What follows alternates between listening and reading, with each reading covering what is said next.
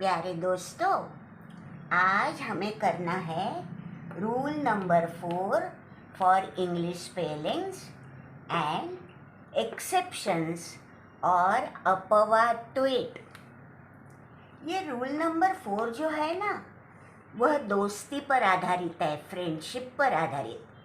तो चलो आज की शुरुआत ही करते हैं एक ऐसे गाने से जो फ्रेंडशिप पर आधारित है।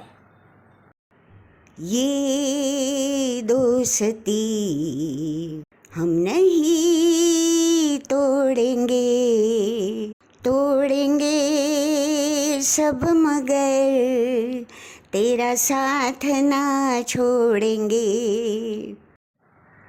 दोस्तों, इस गाने में जो लड़कियां फास्ट फ्रेंड करके दिखाई थी ना, उसी तरह हमारे जीवन में भी फास्ट फ्रेंड रहता है। वैसे तो हम अलग अलग जीते हैं, तब अपना अपना काम करते रहते हैं, पर जब अपना फास्ट फ्रेंड हमारे पास आए तो जो हल्ला गुल्ला हम मचा देते हैं, है ना। अब आते हैं हम अल्फ़ाबेट की दुनिया में। अल्फ़ाबेट की दुनिया में भी ऐसे कई फास्ट फ्रेंड है जो अपना अपना काम अकेले अकेले तो करते ही है, पर जब साथ में आते हैं ना तो बहुत धमाका कर देते हैं। जैसे कि ई अल्फ़ाबेट और आई अल्फ़ाबेट।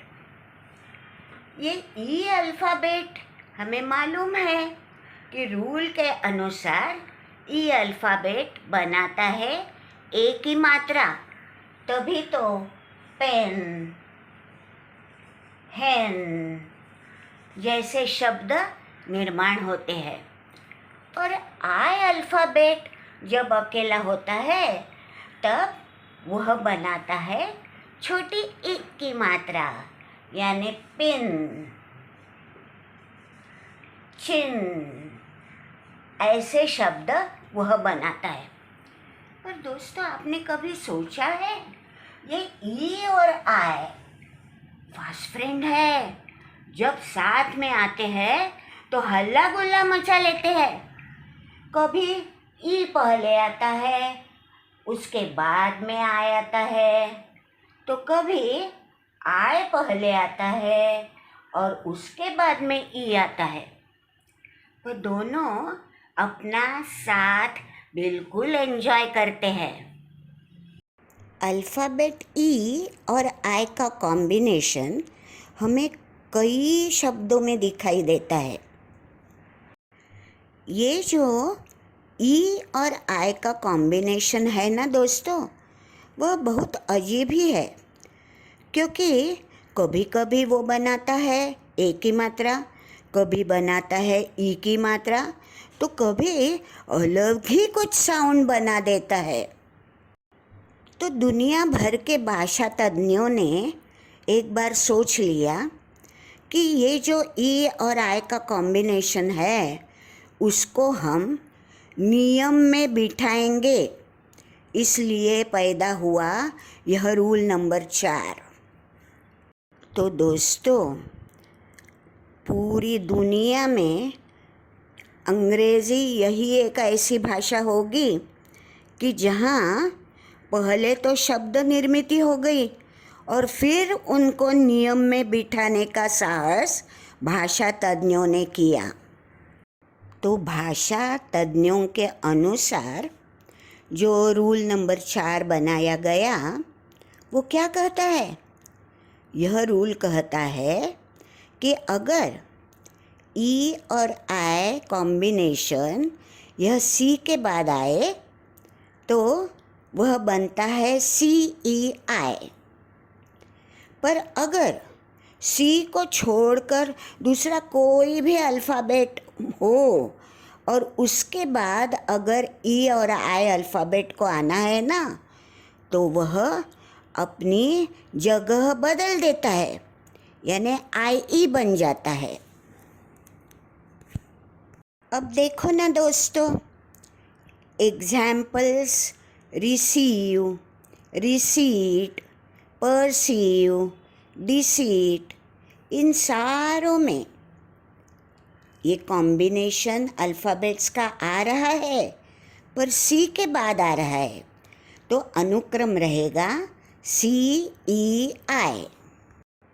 पर examples patient, client, friend, thief, इन सब में ये अल्फ़ाबेट का कॉम्बिनेशन सी छोड़कर दूसरे अल्फ़ाबेट के बाद आ रहा है। फॉर एग्ज़ाम्पल पेशेंट में ये कॉम्बिनेशन आ रहा है टी के बाद, क्लाइंट में ये कॉम्बिनेशन आ रहा है एल के बाद, फ्रेंड में यह कॉम्बिनेशन आ रहा है आर के बाद, और थीफ में यही कॉम्बिनेशन आ रहा है एच के बाद। तो अगर कॉम्बिनेशन के पहले सी नहीं है तो अनुक्रम रहेगा IE। दोस्तों, रूल नंबर 4 बनाकर भाषा तज्ञों को लगा था कि अरे आज तो हमने बाजी मार ली, पर रूल नंबर 4 कंप्लीट होते होते ही उनकी ध्यान में आ गया कि अरे बाप रे, ये रूल नंबर 4 को कितने एक्सेप्शंस, कितने अपवाद है। एग्जाम्पल के तौर पे दिए गए हैं caffeine, weird, height, foreign, there, protein, यह सारे शब्द जिसमें सी नहीं है, कॉम्बिनेशन फिर भी रहा है EI। और दूसरी तरफ साइंटिस्ट, सोसाइटी, एंशंट, एफिशिएंट, ये सारे एक्सेप्शंस दिए गए हैं जिसमें सी तो है, फिर भी कॉम्बिनेशन IE आ रहा है। तो दोस्तों, देखा ना आपने कि अंग्रेज़ी भाषा में रूल के अनुसार जो एग्जाम्पल्स है उससे कई गुना ज़्यादा एक्सेप्शंस या अपवाद है। और तभी तो दोस्तों जोकिंगली कहा जाता है अंग्रेज़ी यानी शासनकर्ता की अनुशासन विहीन भाषा। अंग्रेज़ी में इसका ट्रांसलेशन करें तो वो हो जाएगा रूलर्स अनरूली लैंग्वेज। पर क्या करें दोस्तों, यही सब आजकल की दुनिया में चल रहा है और इसी दुनिया में हमें जीना है। खाली हम उम्मीद कर सकते हैं कि इस अंग्रेजी भाषा में जल्द ही कुछ सुधार लाए जाए, और तभी आपके लिए हम अंग्रेजी स्पेलिंग्स मनोरंजक तरीके से पेश कर रहे हैं। छोटू, क्या कहते हो? अंग्रेजी कर दी आसान, अंग्रेजी कर दी आसान, देख खिली मुस्कान, देख खिली मुस्कान।